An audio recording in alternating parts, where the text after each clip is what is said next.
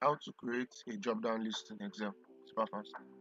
First off, you need to determine where you want your drop-down list to be at. You can select any cell in particular for your drop-down list. I want to use H2.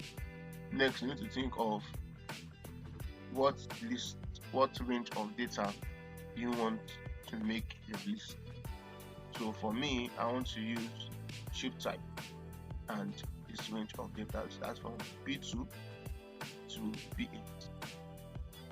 So once you have all of that, just click on where you want the drop-down list to appear, which is H2.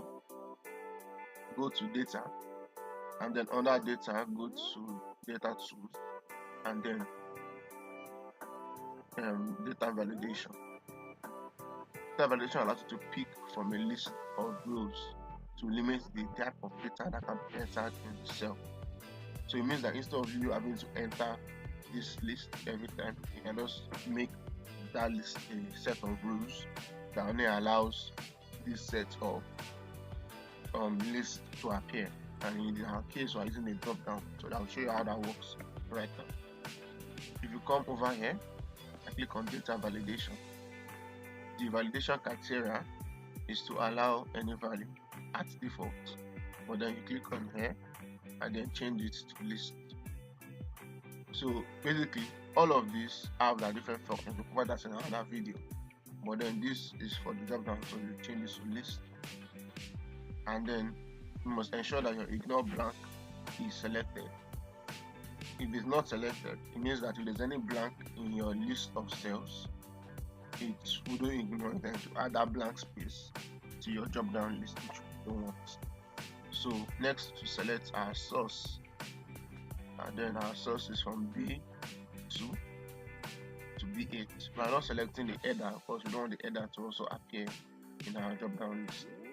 And we come back here to expand, and then click on OK, and that is it.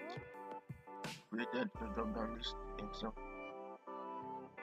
You can copy this onto another sheet, another cell, and still reference same drop down list. The reason why this is because if you look at our drop down list formula, there is this $sign on the list. So we've done absolute cell, blocked.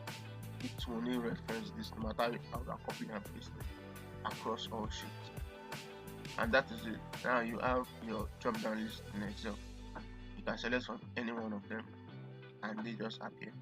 Something I also like to do, for example, if I drag down, create a long list, and instead of typing in full, I can just like search and to bring it out, and I can select. So if I press say S, everything that has S will come out, and I can select the one I want. That's one thing I like, it speeds up my process.